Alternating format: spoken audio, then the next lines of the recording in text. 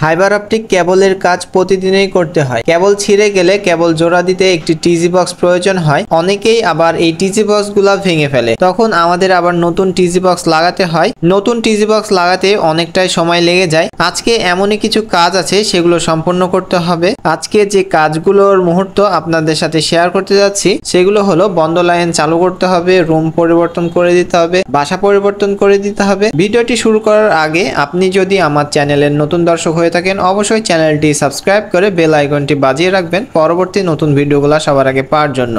এখানে যে টিজি বক্সটা দেখছেন এটা কোনোভাবে ভেঙে গেছে, এটা এখন ঠিক করে দিতে হবে। এর আগেও এখানে তার ছিঁড়ে গেছিল, আমরা তারটা জোড়া দিয়েছিলাম, আর এখানে একটি টিজি বক্স লাগানো ছিল, সেই টিজি বক্সটা কোনোভাবে ভেঙে ফেলেছে। তো তারপরেও লাইন বন্ধ নাই, লাইন চালু আছে, যেহেতু কোরগুলা ভাঙেনি সেজন্য লাইন চালু আছে। এটা এখন পরিবর্তন করে দিতে হবে। তো পরিবর্তন করতে হলে অবশ্যই টিজি বক্সটা নামাতে হবে, আর টিজি বক্সটা নামিয়ে নিচ্ছি, নিয়ে এখানে একটি নতুন টিজি বক্স লাগিয়ে ফেলবো। আর এটা কোনোভাবে ঢিল মেরে কেউ ভেঙেছে, যেহেতু আমরা দেখিনি যে কিভাবে ভেঙেছে, সেজন্য সঠিকটা বলতে পারলাম না। তো আমরা নতুন একটি 4 ফুটের টিজি বক্স লাগাচ্ছি, আর এটা হচ্ছে 4 কোর অপটিক্যাল ফাইবার, এখানে 4টা জোড়া হবে। আগেও 4টা জোড়াই দেওয়া ছিল, তারপরেও লাইনগুলো চলছিল, তো আমাদের চোখে পড়েছিল, সেজন্য আমরা এটা পরিবর্তন করে দিচ্ছি। এখানে যে চিকন কেবলগুলো দেখছেন এটাকে কোর বলা হয়। এই কোরগুলোর মাধ্যমে আলো রশ্মি পাঠানো হয়, আর আপনার বাসার যে অণু লাগানো আছে সেই অণুটা সেই আলো রশ্মি রিসিভ করে। এই কোরের মাধ্যমে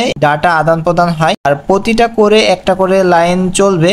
আপনি যে বাসাতে লাইন নিয়েছেন সেটাও একটা কোরে জয়েন্ট আছে, একটা কোরের মাধ্যমে ডাটা আদান প্রদান হয়। তবে এখান থেকে যদি আরো কানেকশন দিতে চাই তাহলে এখানে স্প্লিটার লাগাতে হবে। তো এখানে তো কোনো লাইন তেমন চলে না, এখানে জাস্ট দুইটা সার্ভিস লাইন চলে একটা তারের মাধ্যমে, আর এটা হচ্ছে 4 কোর ফাইবার। 4টা জয়েন্টই দিয়ে দিলাম, যেহেতু এটা ঝুলন্ত অবস্থায় থাকবে সেজন্য এটা এখানে 4টা জয়েন্টই দিয়ে দিলাম। পরবর্তীতে না হলে আবার নামিয়ে এখানে জয়েন্ট দেওয়া লাগবে। সামনে যে মেশিনটা দেখছেন এটা হচ্ছে ইলেকট্রিক স্পার্কের মাধ্যমে দুইটা কাচের খণ্ডকে গলিয়ে জোড়া দেওয়া হয় এই মেশিনের মাধ্যমে। ফাইবার অপটিক কেবল যদি ছিঁড়ে যায় তাহলে মেশিন ছাড়া জোড়া দেওয়া সম্ভব না। আর আমরা একটা স্লিপারে 4টা জয়েন্ট দিলাম, এর আগেও একটা স্লিপারে 4টা জয়েন্ট দেওয়া ছিল। এতে কোর যদি টান খেয়ে যায় তাহলে সবগুলাই একবারে টান খেয়ে যায়, সিঙ্গেল সিঙ্গেল করে টান খায় না। এটা একটু সুবিধা হয়, যেহেতু ঝুলন্ত অবস্থায় আছে সেজন্য 4টা এক স্লিপারে জয়েন্ট দিয়ে দিলাম। আর স্লিপারটা হিটে দেওয়া হলো। আর ভাঙা টিজিটার অবস্থা তো দেখতে পাচ্ছেন, একদম 2 টুকরা হয়ে গেছে। তারপরেও যে লাইনটা চলছিল এটাই অনেক। এই অবস্থাতে থাকলে দীর্ঘদিন লাইন চলতো, কোনো সমস্যা হতো না। পরবর্তীতে কোনো এক সময় হয়তো বা লাইন অফ হয়ে যেত। আর সামনে যে বাসাটা দেখছেন সাদা বাসা, এই বাসার একটা লাইন চলে আর তার পাশে আরেকটা লাইন চলে। সাদা বাসার ছাদের উপরে একটি পয়েন্ট করা আছে, সেখান থেকে আরো একটি লাইন দেওয়া আছে, মোট 2টা লাইন চলে সেখান থেকে। রোদের মধ্যে কাজ করতে একটু বেশি কষ্ট হয়ে যাচ্ছে, আর অনেকটাই রোদ পড়ছে। বেশি রোদ পড়লে আবার মেশিনে কাজ করে না, মেশিনের জয়েন্ট নিতে সমস্যা করে। জোড়া দেওয়ার কাজও শেষ, ফাইবারটাকে সুন্দরভাবে জিআই দিয়ে বেঁধে নিয়েছি যেন টানলে টিজি বক্সের মধ্যে থেকে ফাইবার খুলে না আসে। এখন তারটাকে সুন্দরভাবে পুল দিয়ে পরিয়ে নেব, তারপরে যেই ছাদের পরে বাঁধা ছিল সেই ছাদে বেঁধে দিলে আমাদের কাজ কমপ্লিট হয়ে যাবে। আর আমি এখানে তারটা সুন্দরভাবে তুলে দিয়ে এখানে পয়েন্ট করা ছিল, দেখতে পাচ্ছেন যে সামনের পুলে তারটা পরিয়ে এখানে পয়েন্ট করা ছিল আরেকটা, এই পয়েন্টে তারটা ঢুকিয়ে জয়েন্ট দিয়ে দিয়েছি। কাজটা সুন্দরভাবে ঠিকঠাক করে ফেলেছি। এখন আমরা পরবর্তী কাজে এসেছি। পরবর্তী কাজটা হলো বাসা পরিবর্তন করে দিতে হচ্ছে। যে বাসাতে ছিল সে বাসাটা ছেড়ে দিয়েছে, নতুন বাসাতে এসেছে, সেজন্য আমরা তার টানা শুরু করে দিয়েছি। এখানে খুব বেশি তার লাগবে না, 35 থেকে 40 মিটার তার হলে হয়ে যাবে। তার টানা কমপ্লিট হয়ে গেছে, এখন তারটা বেঁধে দিয়ে এখন লেজারের কাজ করা হচ্ছে। এখানে 16 স্প্লিটার লাগানো আছে, 16 স্প্লিটার থেকে লেজারটা দেওয়া হচ্ছে। 16 স্প্লিটারে অনেক কয়টা আউটপুট ফাঁকা আছে, সেজন্য এখানে কোনো স্প্লিটার লাগলো না, এই 16 স্প্লিটার থেকে দিয়ে দিলাম। আর এখানে অনেকগুলা লাইন চলে, বুঝতে পারছেন 16 স্প্লিটার লাগানো আছে। সচরাচর 16 স্প্লিটার কোথাও লাগানো হয় না, যেখানে খুব বেশি প্রয়োজন হয় সেখানে 16 স্প্লিটার লাগাতে হয়। ফাইবার অপটিক কানেকশন নিলে অনেকগুলা সুবিধা পাবেন, বিদ্যুৎ থাকলেও ইন্টারনেট লাইন থাকবে, বিদ্যুৎ না থাকলেও ইন্টারনেট লাইন থাকবে। যদি আপনি আইপিএস বা ইউপিএস ব্যাকআপ দিয়ে আপনার রাউটার অনুগুলো কানেকশনগুলো চালু রাখতে পারেন তাহলে আপনি ইন্টারনেট সংযোগ পাবেন। সেজন্য আপনারা চেষ্টা করবেন ফাইবার অপটিক কানেকশন নেওয়ার। খরচ একটু বেশি হলেও ফাইবার অপটিক কেবল কানেকশন নেওয়াই বেটার হবে বলে আমি মনে করি। আপনারা যারা রাউটার অনু 24 ঘন্টা চালু রাখার জন্য ইউপিএস খুঁজছেন তারা WGP নামের মিনি ইউপিএস কিনে নিতে পারেন। এটার ব্যাকআপ অনেকটাই ভালো, দীর্ঘদিন ব্যবহারেও এটার ব্যাকআপ কমে না। বিদ্যুৎ থাকলেও আপনি ইন্টারনেট ব্যবহার করতে পারবেন, বিদ্যুৎ না থাকলেও ইন্টারনেট ব্যবহার করতে পারবেন। আর এখানে যে স্থান পরিবর্তন করে দেওয়া হচ্ছে এটার কোনো কানেকশন ফি নেওয়া হচ্ছে না। আমাদের এরিয়ার মধ্যে থাকলে, আমাদের কভারেজের মধ্যে থাকলে আমরা স্থান পরিবর্তন করে দিই। তবে কাজের যদি অতিরিক্ত চাপ থাকে তাহলে স্থান পরিবর্তন করে দেওয়ার ক্ষেত্রে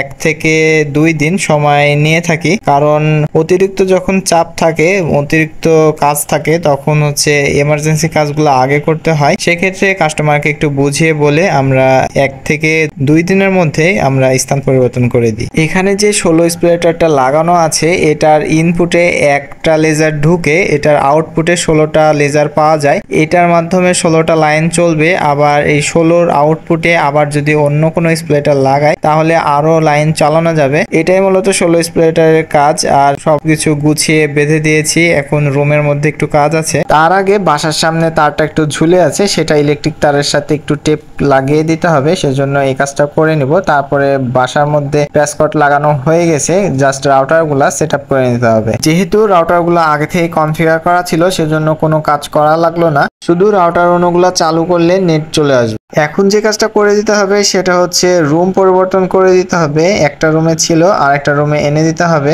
আর যতটুকু তার আছে ততটুকু তারে এই রুমে আসতো না, সেই জন্য নতুন তার লাগাতে হচ্ছে। আর আগে থেকেই সবকিছু রেডি করে রেখেছিল যে কোথায় রাউটারগুলো সেট করবে। বাসার পেছন দিয়ে তারটাকে নিলাম, তারপরে আমরা লেজার দেওয়ার কাজটা করব। একদম বাসার পেছন দিয়ে তারটা নিয়ে নিয়েছি। আর এখানে দেখতে পাচ্ছেন 5 মিটারও তার নাই, 5 মিটার তার দিয়ে লাইনটা চলছিল, তো 5 মিটার তার তো আর জোড়া দেওয়া যাচ্ছিল না, সেজন্য নতুন তার লাগিয়ে দিলাম। আর এখান থেকে 1:2 স্প্লিটার থেকে লেজার দেওয়া ছিল, আমরা সেইভাবে লেজারটা দিয়ে দিচ্ছি, শুধু তারটা পরিবর্তন করে দিলাম, তাছাড়া সবকিছুই ঠিকঠাক ছিল। সেজন্য আমরা নতুন তারে একটা করে লেজার দিয়ে দিলাম, নীল করে লেজার দিচ্ছি। আর আমরা যে তারটা ব্যবহার করলাম সেটা 4 কোর অপটিক্যাল ফাইবার। আমরা সব ফাইবার গুলাই 4 কোরে ব্যবহার করে 2 কোর অপটিক্যাল ফাইবার ব্যবহার করি না, কারণ সার্ভিসটা একটু খারাপ পাওয়া যায়, সেই জন্য 2 কোর অপটিক্যাল ফাইবার ব্যবহার করি না, আমরা 4 কোর অপটিক্যাল ফাইবার ব্যবহার করি। এতে সার্ভিসটা খুবই ভালো পাওয়া যায়। লেজার দেওয়ার কাজ মোটামুটি শেষ। আর আমার হাতে যে ফাইবারটা দেখছেন এই ফাইবারটা দিয়ে লাইনটা চলতো, তো এতটুকু ফাইবারের আর কোনো কাজ নাই, এটা আমরা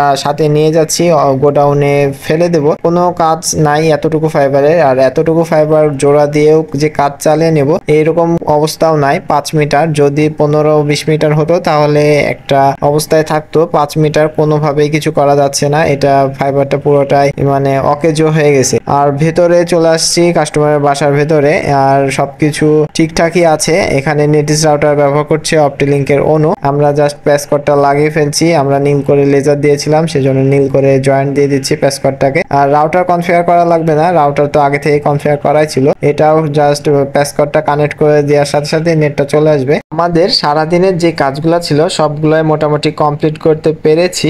আজ এ পর্যন্তই, পরবর্তী কোনো ভিডিওতে আপনাদের সাথে কথা হবে। ভালো থাকবেন, সুস্থ থাকবেন, আল্লাহ হাফেজ।